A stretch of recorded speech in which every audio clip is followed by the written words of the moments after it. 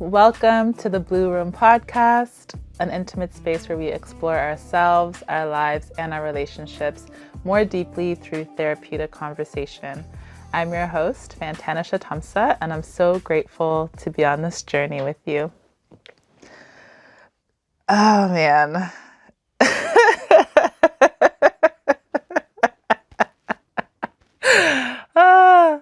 Sorry, I had to get that out. It's been a long time, guys. It's been a really long time since I've recorded and since we've been on this podcast. And so much has happened. And the last little bit of 2023 really humbled me. And I thought I figured things out and I thought I knew things. And,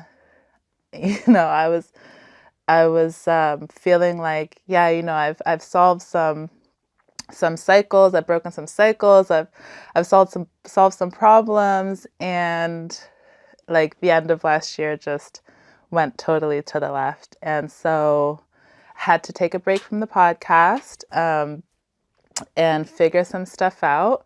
But now we're here, and I'm so excited to share a bit of this like new level of healing and the new things that I've learned in that time. But full disclaimer, this healing process never ends, and I'm just gonna keep messing up and making mistakes, and things are gonna keep blowing up, and that's just how life is. And I'm gonna continue to be open and share with you guys as I grow and heal, and hopefully that will be an inspiration and a motivation to you guys to know that, life is never perfect and we never have things figured out. But you just really kind of have to keep rolling with the punches and being open to the lessons and being open to growth. So that year really humbled me, the end of last year. And we'll get into that as the episode goes on. But I'm really excited for season 2. Really excited to dive deeper into healing, dive deeper into ourselves, dive deeper into the questions and the issues that sometimes we try to avoid. And through this season 2, I'm also on my personal healing journey, going through therapy, continuing to pour into myself and my wellness practices. I'm out here really practicing what I preach, even though life is not perfect and things go up and down. I try to be consistent with my wellness, going to the gym, drinking my water, drinking my smoothies, and being as authentic as I can. So for this season, you can expect to see new guests, new topics, new conversations. And if you feel like there's something that you want to share, or you have an area of expertise that you want to bring onto the show and talk about and explore and educate us on, please do. Please send me a DM, reach out, and we'd love to have you on. All right. So first things first, before we dive into the nitty-gritty of the episode, we're going to pull from this deck like we always do. And my son and I were doing this yesterday, and we pulled some pretty funny cards. He's here in the room off to the side. We pulled some pretty funny cards, and it's really interesting doing this with a teenager, because you think that there's not much that you have in common with your teenage child, and then you start getting into these like deep adult conversations, and then you're kind of surprised at what they know and what you didn't think that they would know. So I'm excited to keep playing this game with him. But for today, I'm gonna pull from this deck just to start this off for us. Ooh, child. Okay. What are the subjects you avoid talking about, and why?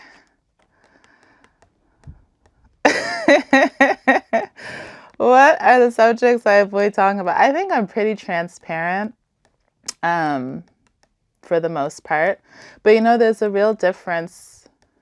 There's levels to transparency. Like, I think I'm always on Instagram, and I have this podcast and I talk about deep stuff, but there is really a lot that I don't share. And I think one of them for sure is like dating and relationships, and people that, or experiences that I have while dating and experiences that I have in relationships, and how, I don't know if you know anything about astrology, what I'm about to say will make sense, but my house of relationships is in the seventh house is in Scorpio. And Scorpio is the sign of depth and intensity and darkness. And I know that it's not really my brand, but when it comes to relationships, there's a lot of intensity, a lot of turmoil, a lot of challenge and disruption and toxicity, to be honest. But in that, there is an intensity and a depth that not every person is willing to go into, whereas I am actually a very deep person, and sometimes I think I bring a lot of intensity to relationships. And not only is my relationship house in Scorpio, but the planet Pluto is in there, and the planet Pluto is about destruction. And I'm sitting here laughing through it because I think humor helps me cope with a lot of stuff. But the planet of destruction and renewal and transformation, and it really forces you to dig deep and figure out what your wounds are so that you can kind of have this rebirth experience. So in my relationships and in my dating experiences, I have a lot of depth and challenge for sure that I don't always share. And sometimes the thing that you want the most, like, a relationship and having a life partner is something that I really want, but the more that you want it, the further it gets away from you. So it's like one of those things of like trying to maintain control and trying to release control and let things kind of flow and go. So yeah, that's something I love talking about relationships. I love dating. I love love. I love all that stuff. But kind of getting into the depth of it is something that I'm not always so transparent about. But now you know. Now you pulled it out of me. So there you go.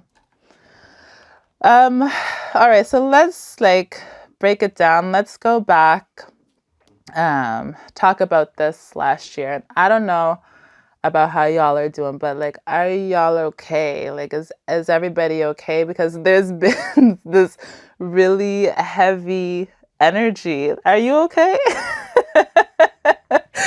I'm just really curious. Is it just me or what's going on? Because there's been a lot of disruption. There's been a lot of breaking down of structures and things like that. And we can talk about globally, with the wars that are going on in politics and things like that. But it's also, I think, a reflection of what's happening internally in our lives. And we're questioning our own beliefs and our own systems and the things that we've built around us.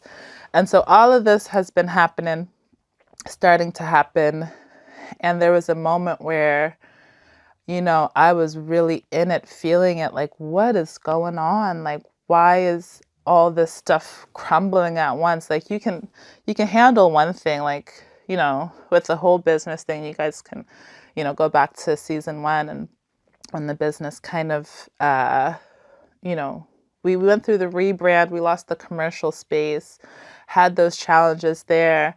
I'm that's pretty significant, but as one person, I think I can emotionally handle that. But then we went through, on the personal side, an experience of losing our home as well.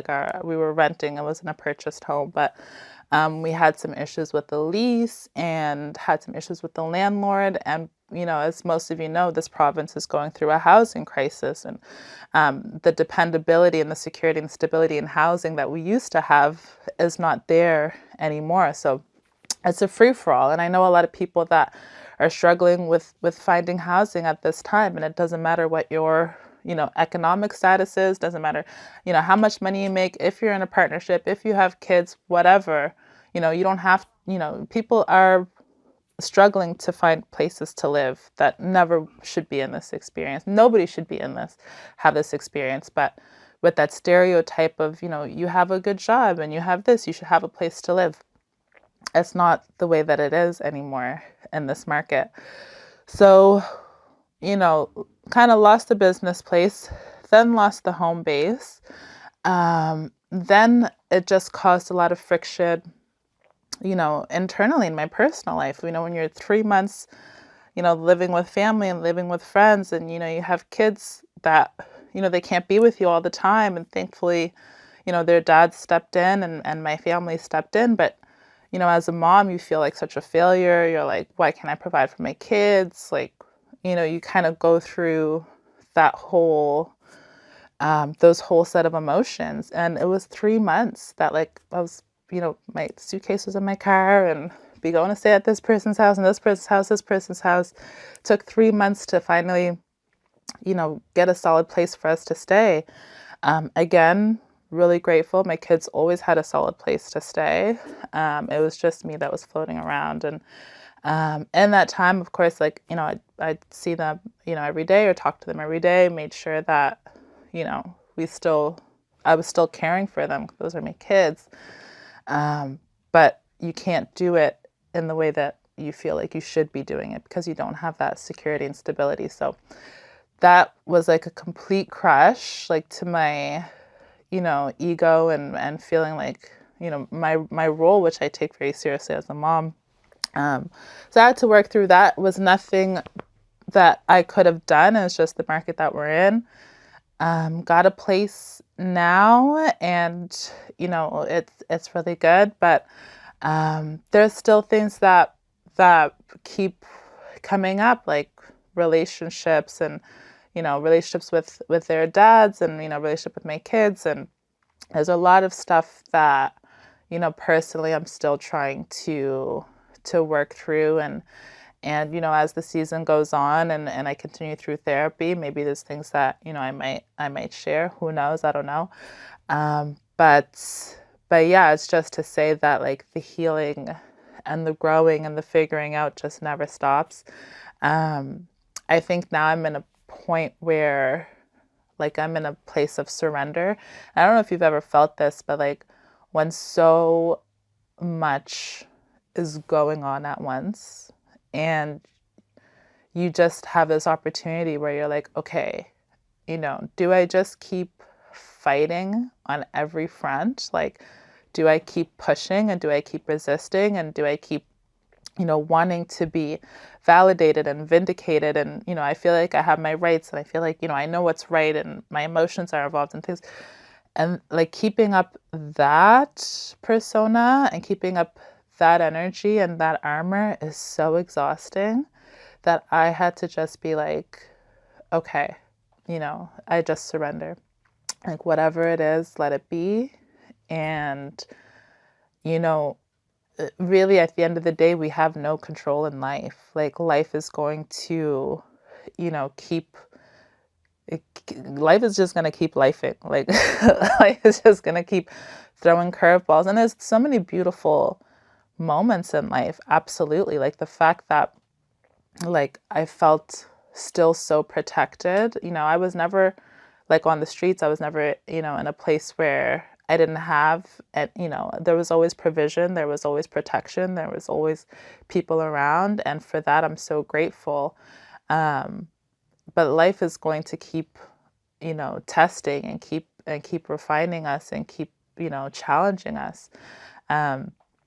And what I've really learned is that, what is going to be your approach? Like, are you going to keep fighting, or how do you know, when do you know when to fight and when to surrender? It's really this like delicate it's really this delicate balance that we have to go through. And the way the timing of things worked out, I ended up going to Ethiopia. I had this trip planned, which was a bit of a work trip, mostly a work trip actually, and I got to see family who I haven't seen in probably like 14, 15 years.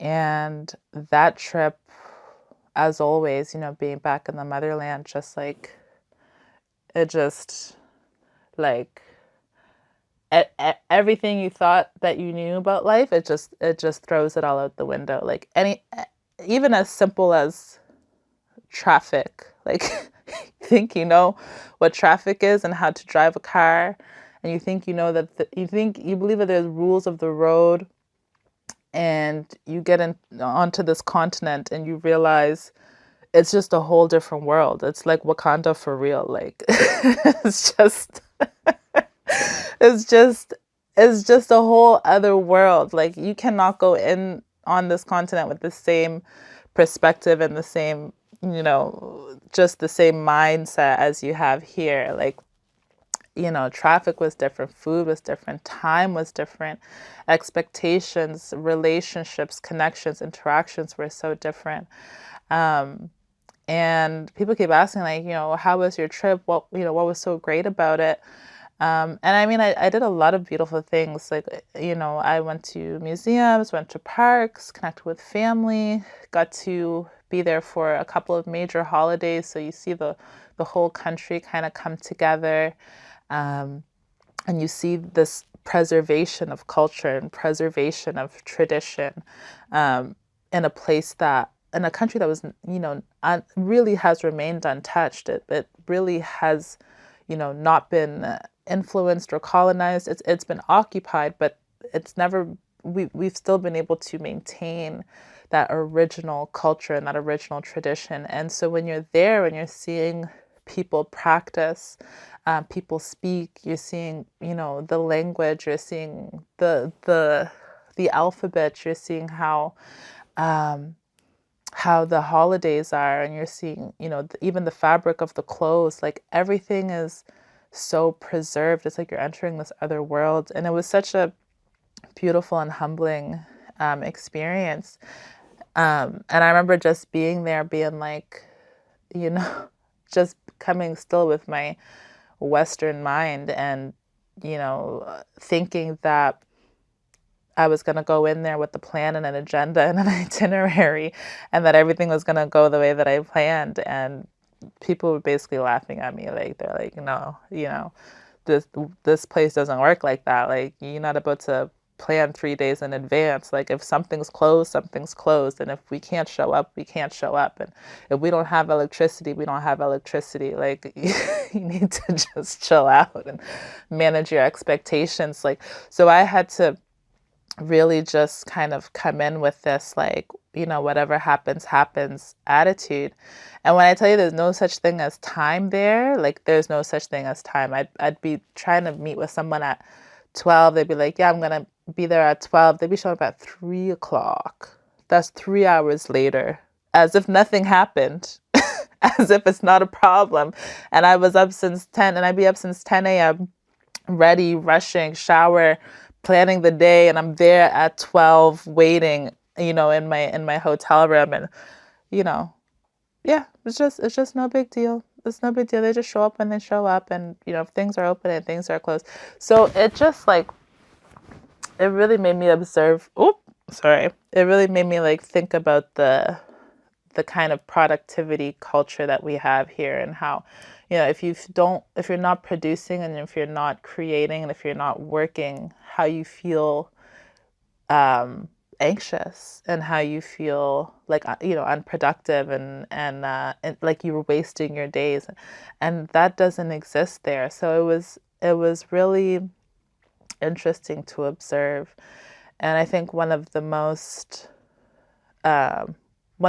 personally challenging things for me was viewing the connections that people have with each other, which is, I found to be different than the connections that I have here, or that I see here.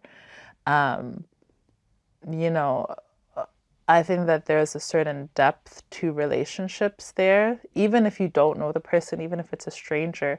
There is a lot that we've seen in terms of like poverty, in terms of people living on the streets. But there is a depth when you interact with strangers that there was like this understanding of like mutual care and respect that is deep, that I think is a little bit lost here.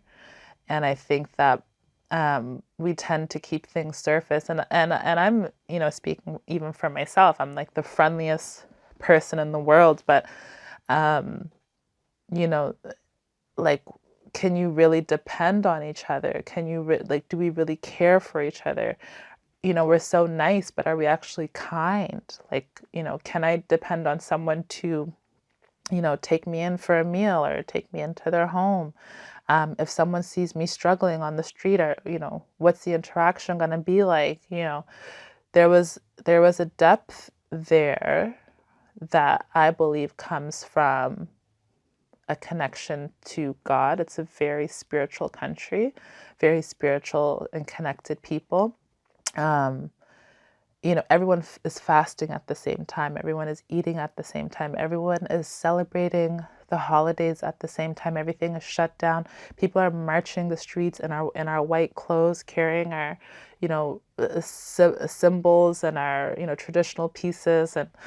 And there's like such a preserved connection to God there, that is so undisrupted, and the whole country knows, and it's just so understood. And I think that that reflects in the way that people connect to each other and relate to each other, and even the respect that they have for animals. Even the, definitely not vegan all year round, but there are times where we fast. So there are times where, we don't harm animals, and we don't, kill animals, we don't eat animals. There's a time for preservation, and that's a respect to the culture and to the faith. And it was really beautiful. It was definitely really beautiful to see that connection.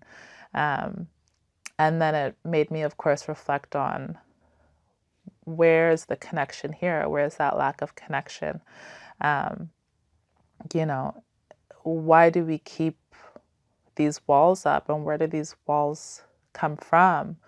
Is it trauma? Is it society? You know, is it experiences?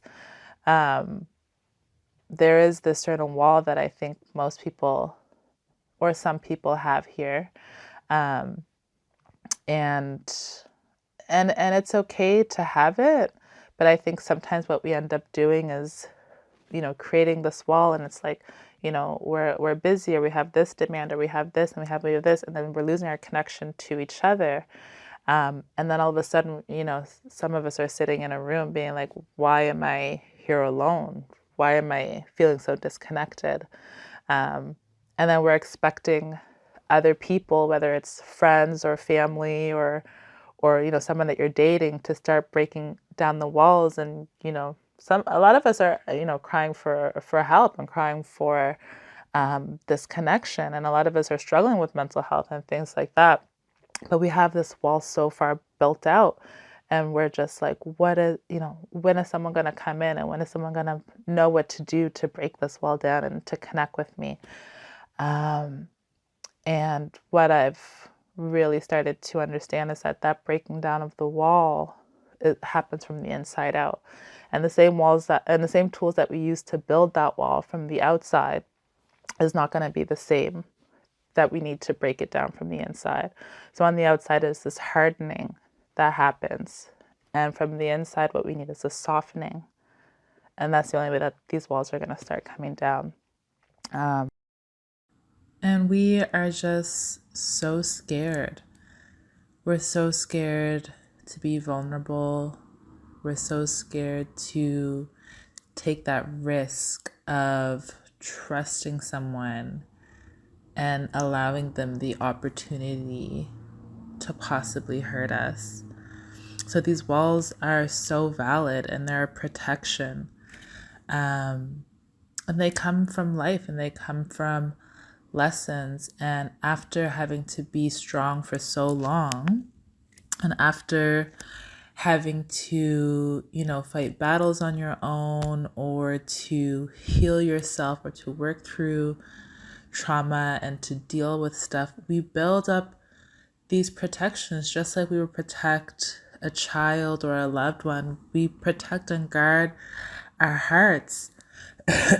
But what ends up happening is that we end up so lonely, because the thing that we want the most is for connection. We all just long for this connection, and we want for these walls to be broken down so bad, but we're so scared of the hurt, and to be vulnerable, and to have trust broken again, and to be rejected, and to be, violated, or, all these terrible, really big emotions.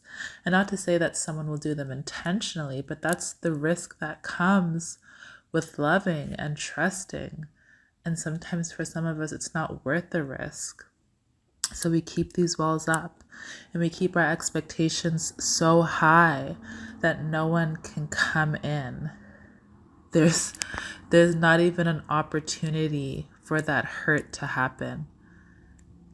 And so this kind of like self-sabotaging continues, where we just keep people at a distance, and we keep, ourselves protected.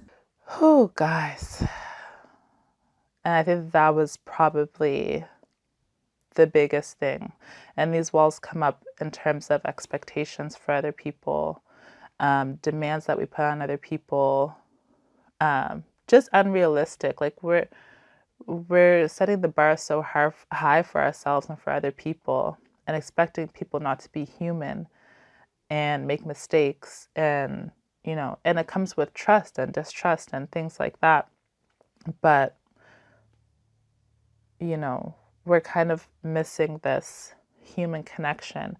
At the same time, we're longing for it so much. I think every person is really longing for it. Um, and what's happening is we're waiting for someone else to reach in and break that down. And what needs to be happening, again, is from the inside. It's from the inside out. I don't know if that's resonating with anybody.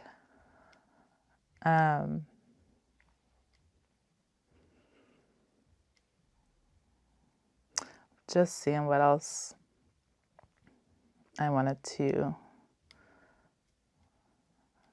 chat about.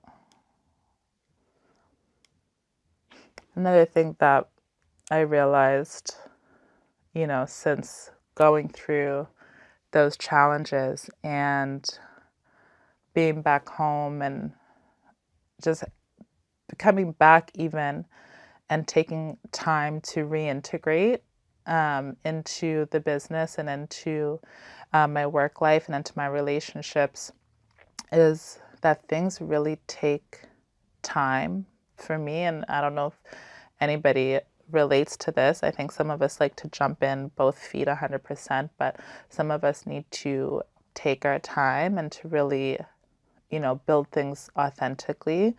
And it's a struggle when you live in a society or in a culture that values productivity and speed and instant gratification, and we need to move so fast. I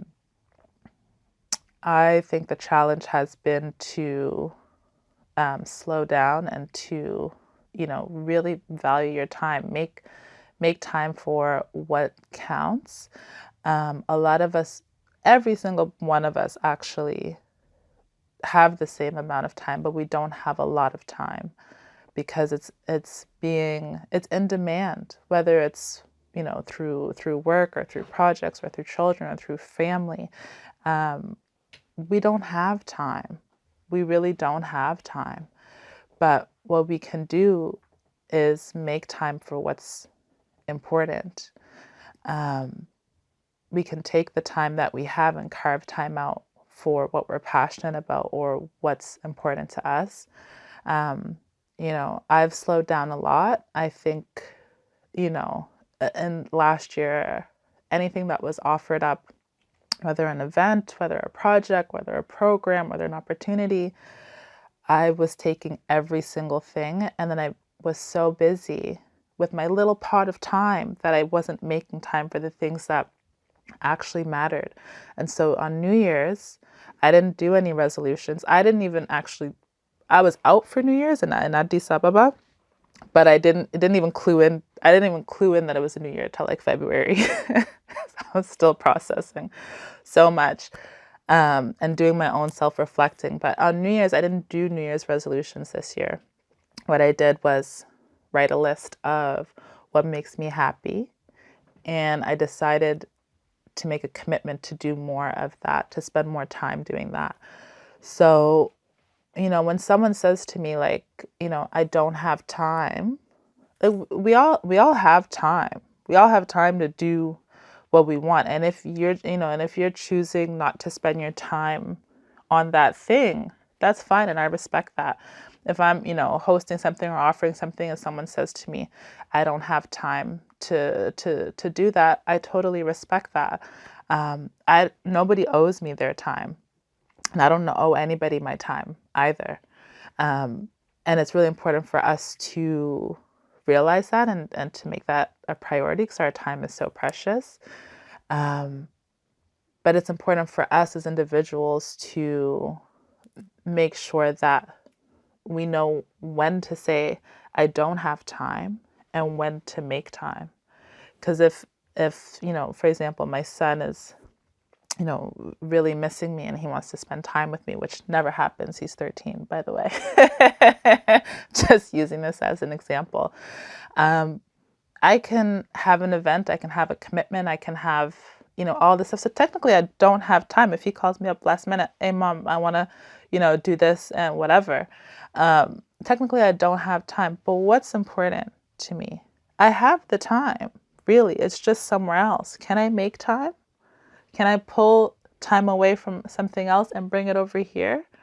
And some people are not worth it to make the time for. If someone's asking me for my time and I tell you I don't have time, I don't have time for you and I don't have time for what you're asking me for. But do I actually have time? I do have time, but it's somewhere else. And my time somewhere else could also just be me chilling at home doing nothing, because that's also important to me sometimes because I need to replenish and recharge. But I always, find it funny or interesting when someone says like, I don't have time. And then, you start to realize it's not that they don't have time, it's that they're not making time for you. And it goes both ways. If I say, I don't have time, y'all know right now that I have time because I know you have time. We all have time. But what are we actually making the time for? And I have so much respect for people when they say, I don't have time or I can't commit to that right now, because I know that they're prioritizing something that is really important to them that I don't own. I have no right to someone's time. Um, so that's probably one of the biggest things that I'm learning. And, if you have friends, for example, that you're like, they're never, making time for me, or they're not doing this or whatever. Just know that they have time. Your people have time. The people that you're talking to have time. Your family has time. They're just not making time for you. And then at that point, you have to make the decision. Because at the end of the day, our time is spent doing what's important to us. So if you say, I really love this person, I want to see this person more, or, this person means a lot to me, but you're not really giving them your time, how important are they to you really? Or how much of a priority are they on your priority list? And if they're not, that's okay. And at that point, we have to make the decision of what's tolerable. So if I'm expecting someone to make time for me and they're always busy, I respect you and I understand that life is busy and you might have work and you might have this and you might have that. But I also have to honor what's tolerable and acceptable to me and my expectations. So I respect that you don't have time for me in this moment. But if it's, repetitive and things like that, you might not get the same amount of invitations, or you might not get the same amount of access, or you might not get the same amount of my time and my attention. I think that that's pretty normal of, a self-respecting person to do, unless, you just are the most forgiving and patient and tolerable person in the world. And if you are, that's totally okay. Some of us can't, roll like that. Um, everyone's expectations and boundaries and what they can tolerate is different. And, if you're my friend or if you're someone that I'm dating and I keep asking you to show up or respond or reach out or communicate or be a part of what's important to me in my life, or, make this time for me, and you continuously cannot, I respect that. I totally respect that. But at the same time, my what I'm prioritizing and where I'm spending my time is going to change. And if, take it out of dating and take it out of friendships, parents who have kids, and we're all guilty of this, where we're like, our kids are the most important things in our lives, and we'll do everything for our kids, or we'll do everything for our parents or our partners or whatever. But then we're just spending so much time at work or focusing on our business or, focusing on ourselves or whatever. And, our kids might be there in the room, or our family member or our partner might be there in the room, but we're not giving them kind of that time or attention. And, where your attention goes, that's where things grow. And if you don't have, again, the time, then how are you building that relationship? And people are eventually going to get the hint and get the message. And on both ends, you got to be okay with it. You gotta accept that it's not really about having time, it's about making time. And I want to know, what is something that you really learned this last year? What is something that really changed you or shaped you, or an important lesson that you are taking into 2024? That's all for today. Thank you guys for rolling with me, for riding with me. I'm excited for season 2. And make sure that you follow us on the Blue Room Podcast on Instagram. Send me a DM, and we're looking forward to chatting with you soon.